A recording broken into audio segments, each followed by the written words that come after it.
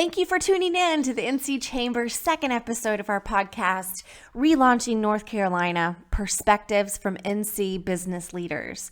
The goal of this series is to make sure we're capturing and amplifying the voice of the business community as we move forward with reopening our state's economy and getting folks back to work. Today, we are humbled that a key figure in our state's small business community is here to share his thoughts with us. Thomas Stith is the North Carolina District Director of the U.S. Small Business Administration. He oversees an office that drives economic development by assisting local entrepreneurs start and grow businesses.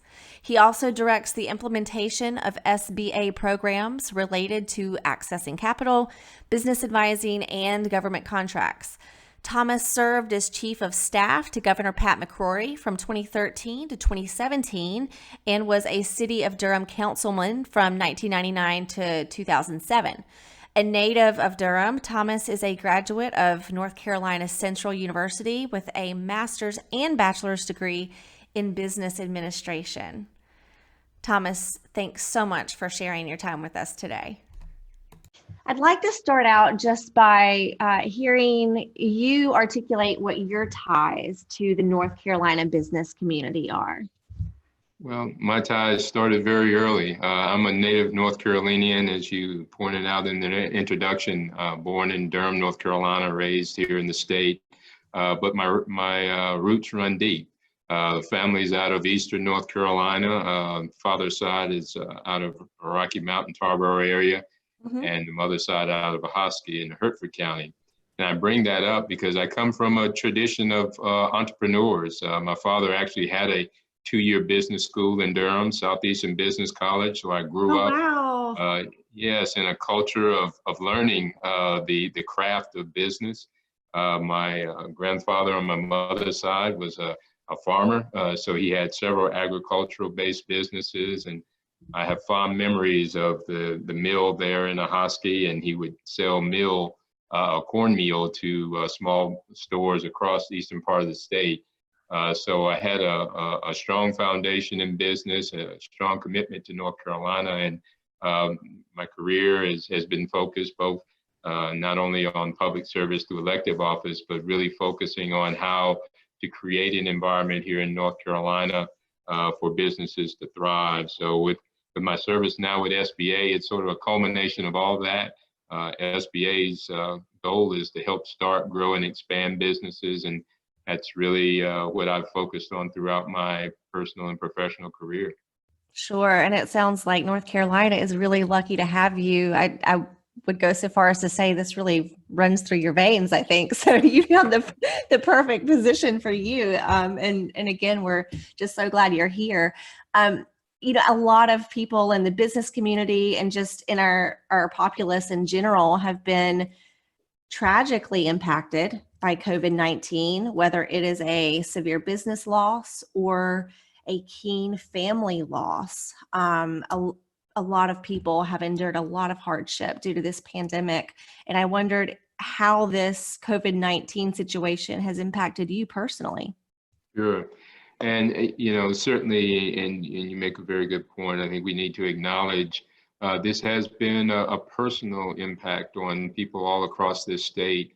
I've been blessed not to have lost any direct family members, but my mother still lives in Durham. I'm now located in Charlotte, but, I haven't been able to hug my mother in over 2 years. We talk frequently every day. Oh my gosh, Thomas. Yes, but I hadn't been able to put my arms around her. More importantly, she hadn't been able to give me a hug just for support.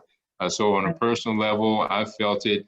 On a professional level, just seeing the impact on our small business community here in North Carolina. Small businesses make up over 900,000 businesses. They employ 1.7 million people in our state. So this is just not an economic tragedy, which it is. It's a personal tragedy in our communities across the state. So it has been challenging for me and all of us that are engaged in this recovery process, just seeing the impact on small businesses. And as I mentioned, we all also have personal stories to tell. So this pandemic has not spared any sector, both professionally or personally. Right. And I know that in your position, you likely hear so many of those stories, both personal stories and, the heart of the business stories. So as one of our state's foremost business advocates, what can you share about how employers are looking at this situation? Right. Well, North Carolina is a resilient state because Yeah. we have resilient people and we have leaders in our business community that are second to none. And as I talk with business owners and entrepreneurs and those folks that make up their teams, what I see is just a strong spirit of how do we strategize as we move forward. And that's really what I see from the business leadership now. They are looking at ways either to strengthen their existing business plans or pivot. I've seen and talked to manufacturers as an example that Mhm. we're in hosiery production, and now they have it pivoted to producing PPEs, Right. face masks for utilization not only for first responders but for general citizens. So as I talk to business leaders, while there's still a tremendous amount of unknown in our future, they are moving forward. Have strong teams in place, and they are meeting the challenge of post COVID recovery as we continue to battle this just insidious virus. Right. And I think you brought up a really, really important word that defines our state and its community. And you mentioned resilience. And I know in my heart, and I would go so far as to say, I think you know as well, that North Carolina will rise to the test and come through this. But as we move into this modified phase 2, is there anything that you would like to see change in North Carolina's response to COVID-19? Well, I think in particular from SBA's response, we have tried, we launched, as an example, the Paycheck Protection Program, and Right. within 1 week, we had the infrastructure, while literally flying the plane, we were still building it for Right. a Right. $349 billion initiative, and we continue to implement the PPP because of additional funding. We can always improve on communication. We've tried to do that as an agency, not only as we work with small businesses, but work with the lending community here in North Carolina and our other strategic partners, the SBTDC or the Women's Business Center. Mhm. So if I look at, as we continue to improve, communicating to all partners, providing up-to-date information as we receive it. We have our district office here in Charlotte, but obviously policy decisions are made in Washington, and Sure. sometimes that is challenging, to say the least, Sure. to make sure that people here on the ground in North Carolina understand next steps. So for me, continuing to provide communication across the state and informing, I don't think we can do too much of that, Right. and there's always room for improvement there. Sure. And as someone who has this immense resume advocating for businesses, and as you mentioned earlier, someone who comes from such a strong family background of business and entrepreneurship, what words of advice could you share with business leaders who are really struggling to navigate this new environment? First and foremost is to let them know that SBA in particular is here to support them. Right. And in addition, as I mentioned just now, we have a strong network of resource partners across the state. So as business leaders take a look at the recovery process, is first and foremost, don't be discouraged. And we're not seeing that. While many Good. businesses have been significantly impacted, you see a spirit of entrepreneurship. You see a spirit of recovery in discussing next steps with business leaders. But I would just encourage them to continue to press forward and to utilize the many resources, both federal, obviously with SBA, but at the state level, there are significant resources as well. Great. And for those of us or those who are listening, I'm taking a second just to speak to you directly and say that the NC Chamber will make sure that our website has the most up-to-date resources on our Relaunching North Carolina page and our coronavirus resource guide. We will provide those links at the end of this podcast, but we will make sure that we cross-reference those with the SBA so that we do offer all the resources that Thomas just mentioned. So Thomas, now back to you. You've got your finger on the pulse of the North Carolina business community. How, based on what you've heard, are businesses keeping employee morale as high as possible during this time? That seems to me like that would just be this huge monumental task. But based on what you're hearing, how are companies doing that?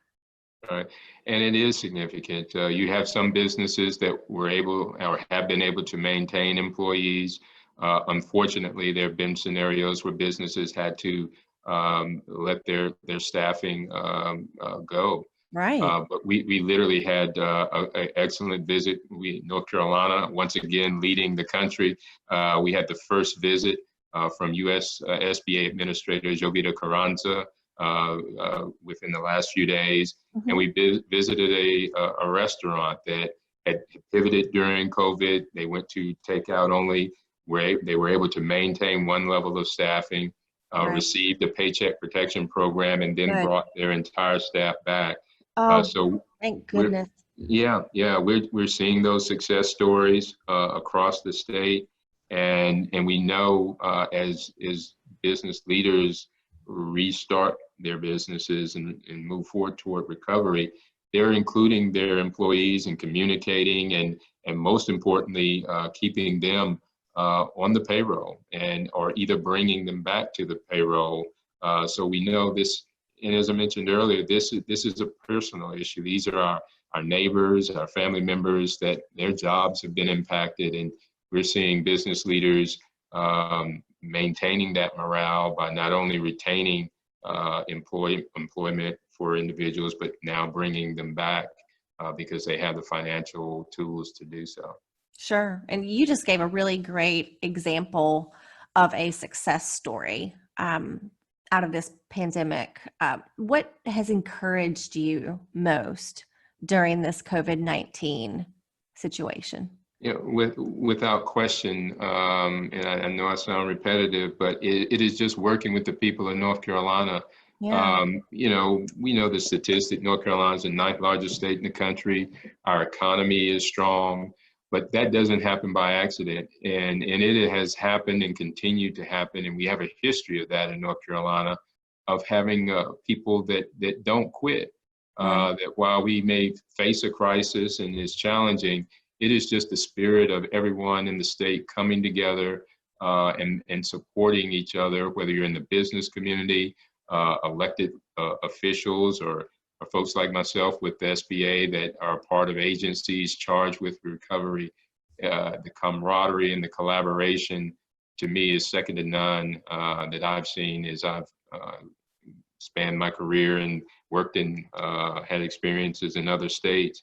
That's truly unique about North Carolina. It's our people. It's the spirit of community in a crisis.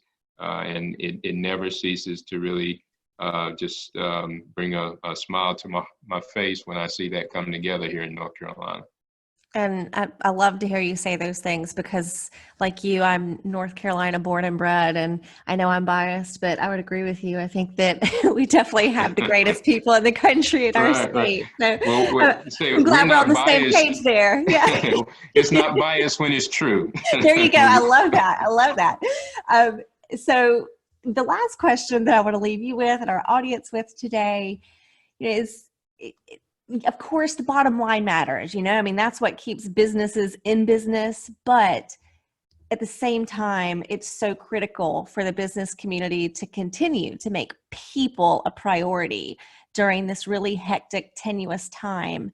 And I wondered if you had any suggestions or, anecdotes of ways that companies can do that, ways that companies can continue to make people a priority during this time. Yeah, and I see that more success stories, and you see businesses that while they're changing their business model, and pivoting. They are including their employees in that.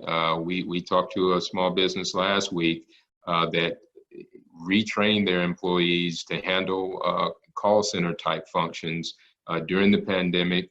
And now some may typically have another role in the company, but to prevent, significant layoffs, they trained those folks to handle the pivot that the company was That making. is fantastic. Exactly. And so that is, as I said, that goes to the spirit of leadership in our state. The easy answer is to, let folks go and, I may or may not retool to bring folks back. But time and again, we're seeing the innovation that is taking place in our business community in North Carolina. And, there's still tough choices that have to be made, but we're seeing business leaders put their people first. And where there's opportunity to retrain, retool, they're utilizing those members of their employee base. And we see that across the state. Thomas, I want to thank you for your time today. After talking with you and hearing you speak to our members on some of our previous webinars, I think I can safely speak on behalf of the NC Chamber team and say that we're just really, really proud and fortunate to have you at the helm here in North Carolina. And I'm sure our audience is going to be able to walk away with some great anecdotes and a spirit of optimism after hearing your words today. And I really, really appreciate your time. No, I appreciate the opportunity to come on and would like to just commend the Chamber's leadership again. You are the voice of business in North Carolina, and you've spoken loudly during this crisis. It's been certainly an honor for me as a North Carolinian, but as the district director, it's certainly been an honor to have the collaboration with the Chamber to ensure our small business community and business community in general is engaged, and we're all working together during this recovery process. So thank you again, and I just thank the Chamber for its efforts. Thank you, Thomas. Ladies and gentlemen, this is Thomas Stith, the North Carolina Director of the U.S. Small Business Administration. And if you would like to access any of the resources that we've mentioned in our podcast, including links to sources that Thomas mentioned, which we will also host on our web pages, you can go to ncchamber.com, and our coronavirus resource guide, as well as our Relaunching North Carolina plan, are on our home pages. And those are the two locations where you will find resources alluded to in this podcast. Thank you so much for joining us for episode 2, and we will talk to you next time.